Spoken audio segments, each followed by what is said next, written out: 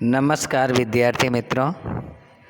खेत की जुताई, बीज की बुआई, फसलों की सिंचाई, फसलों की निराई के बाद हमारी फसल पक जाती है और उसके बाद फसल को काटा जाता है। तो आज हम कटाई के बारे में सीखेंगे। फसल की कटाई एक महत्वपूर्ण कार्य है। फसल पक जाने के बाद उसे काटना कटाई कहलाता है।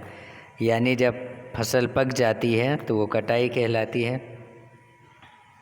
और कटाई के दौरान या तो पौधों को खींचकर उखाड़ लेते हैं अथवा उसे धरातल के पास से काट लेते हैं। एक अनाज को पकने में लगभग 3 से 4 महीने का समय लग जाता है। फसल की कटाई एक महत्वपूर्ण कार्य है। फसल पक जाने के बाद उसे काटना कटाई कहलाता है। कटाई के दौरान या तो पौधों को बीच से खींचकर उखाड़ लेते हैं अथवा उसे धरातल के पास से काट लेते हैं।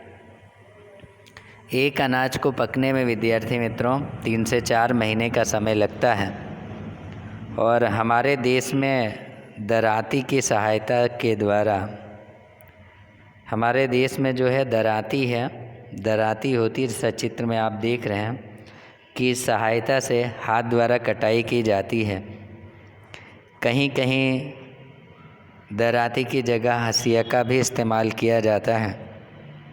हंसिया दराती से छोटी होती है, दराती थोड़ी बड़ी होती है और ज़्यादातर गांव में लोग हंसिया का भी इस्तेमाल करते हैं। और अब नए समय में दराती का उपयोग ज़्यादा होने लगा है। तो दराती की मदद से या एक मशीन का उपयोग किया जाता है जिसे हार्वेस्टर कहते हैं। और काटी गई फसल से बीज दानों को भूसे से अलग करना होता है, इसे थ्रेसिंग कहते हैं। तो आप 2 तरीके से फसल की कटाई कर सकते हैं। आप दराती से काटिए या हार्वेस्टर मशीन आती है उससे काटना होता है। और हार्वेस्टर मशीन क्या करती है कि उसमें से बीज दाने और भूसों को अलग करती है। और अगर आपने गांव में देखा हो तो गेहूं के कटाई के बाद आप थ्रेसर में गेहूं को लगाते हैं और उसमें से दाने अलग हो जाते हैं और भूसे अलग हो जाते हैं। तो इस तरीके से आप दराती की सहायता से या हार्वेस्टर मशीन की सहायता से खेतों की कटाई कर देते हैं। उसके बाद थ्रेसिंग का काम होता है। यह कार्य कंबाइन मशीन द्वारा किया जाता है। अगर आप दराती द्वारा या हंसिया द्वारा काटेंगे तो आपको अलग से थ्रेसर मशीन के अंदर फसलों को कटी हुई फसल को डालकर उसमें से भूसे और दाने अलग किए जाते हैं। लेकिन हार्वेस्टर मशीन में ये दोनों काम एक साथ होता है, कंबाइन होता है, जिसमें फसलों को काटा भी जाता है और हार्वेस्टर यानी थ्रेसिंग का भी काम हो जाता है। जो छोटे खेत वाले किसान होते हैं वो अनाज को फटक कर विनोइंग करके अलग कर लेते हैं। आप इसके विषय में पहले पढ़ चुके हैं कि विनोइंग कैसी होती है, चित्र में आप देख सकते हैं। और ये थ्रेसिंग मशीन, हार्वेस्टर मशीन जिसमें कंबाइन होता है दोनों, वो आप देख सकते हैं। कटाई के बाद कभी कभी जो टुकड़े होते हैं वो खेत में ही रह जाते हैं, जिन्हें दिल्ली वगैरह में पराली के नाम से जानते हैं और जिसको जलाने से काफ़ी प्रदूषण फैलता है। आपने बहुत बार न्यूज़ चैनलों में सुना होगा कि दिल्ली में ऐसा बहुत बार सुनाई देता है कि भाई किसान पराली जलाते हैं जिसकी वजह से दिल्ली में प्रदूषण बढ़ गया है। तो इसके लिए पहले भी चिंतित है कि हमें इस तरह के कार्य नहीं करने चाहिए। और तो यहाँ पे हमने सीखा विद्यार्थी मित्रों कि फसल को काटना यानी पक जाने के बाद जो फसल को काटा जाता है वो कटाई कहलाता है। या आप दराती हंसिया द्वारा कर सकते हैं या आप हार्वेस्टर मशीन द्वारा करते हैं। और काटने के बाद आपको थ्रेसिंग करनी होती है। जैसे गेहूं की फसल काटी गई तो थ्रेसिंग करते हैं। और कंबाइन मशीन आती है जिसमें थ्रेसिंग की सुविधा होती है, जिसके द्वारा हम आसानी से अपने बीज और भूसे को अलग कर सकते हैं।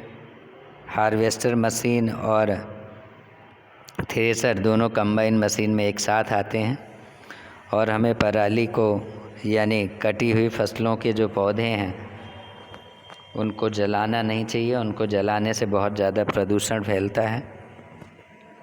उनके लिए कोई दूसरी विधि हमें अपनानी होगी। और कटाई पर्व, विद्यार्थी मित्रों, 3-4 महीनों के कठिन परिश्रम के बाद कटाई का समय आता है और स्वर्णिम दानों से भरी खड़ी फसल किसान के हृदय में उल्लास एवं अच्छे समय का भाव संचारित करती है।